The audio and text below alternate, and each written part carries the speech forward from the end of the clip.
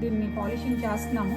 So దాని తర్వాత ఒక క్లాత్తో, ఓన్లీ ఒక పొడి క్లాత్తో దాన్ని అంతా తుడుస్తున్నాము. తుడిచాక మనం ఎలా ఉంటుందో అవుట్పుట్ చూద్దాం ఇక్కడ.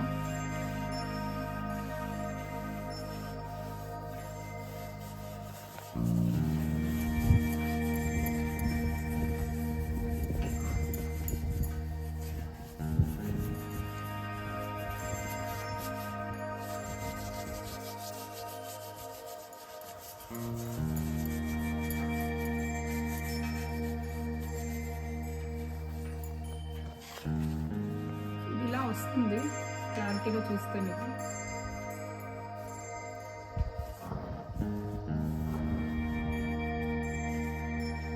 సో ఇలా ఉండేది. సో దాన్ని అంతా కొంచెం బెటర్ తేవడానికి కోసం మనం చేస్తున్నాం.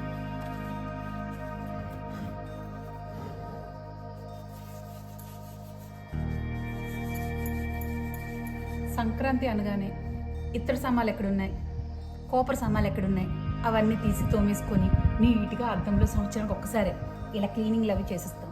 తర్వాత అటకెక్కించేస్తాం. ఎందుకంటే ఈ చేతులు అస్తమానంతో ఉండవు కదా మనకి వండడానికి, తినడానికి. అందుకనే ఆ ఇత్తడి సామాన్ని అటకెక్కించకుండా ఇలా యాంటిక్ పీసుల్లో పక్కన పెడదామని ఎలిఫెంట్స్ తీసుకున్నాను. వీటిని ఎన్నిసార్లు తోడుతాను సంవత్సరంలో చూద్దాం. గోరింటాకు పెట్టుకుంటా, అంతా చక్కని చెయ్యాలి. నేను ఇత్తడి సామాన్లతో ఇలా నల్లగా చేసుకున్నాను. ఇంట్లో ఒకటి కావాలంటే ఒకటి కోల్పోనమాట. ఇలా ఉండేది ఎలిఫెంట్, అలా ఉండవచ్చు కదా. అబ్బే ఇలా రండి, ఇలా చేసాం. ఇలా చేయలేదు, అటు వెళ్దాం, అటు వెళ్తే తెలుస్తుంది. అలా చేసాం, తెలుస్తుందా? దీనికి అసలు పాలిషే చేయలేదు. కొన్నప్పుడు ఎలా ఉందో ఇప్పటికీ ఇలానే ఉంది. ఆల్రెడీ మీకు చెప్పాను, చూపిస్తానని. కంప్లీట్ పాలిష్ అయిన తర్వాత ఈ విధంగా ఇచ్చింది. ఇది నాకైతే నచ్చింది, కానీ రెండోది ఇంకా చేయడానికి ఉంది. సో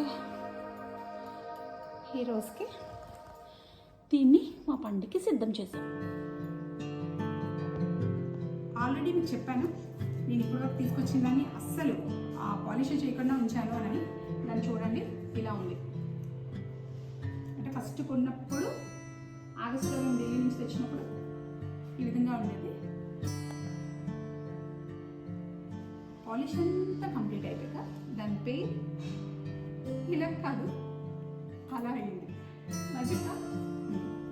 ఇప్పుడు చూడండి, ఇక్కడ ఇలా తెలిసిందా మీకు? మ్యాజిక్ చూస్తుంది, వెరిఫై చేస్తుంది. ఏది నచ్చిందో మీలాగే జడ్జిమెంట్ చేస్తుంది దగ్గరుండి. చూసారా క్లారిటీగా?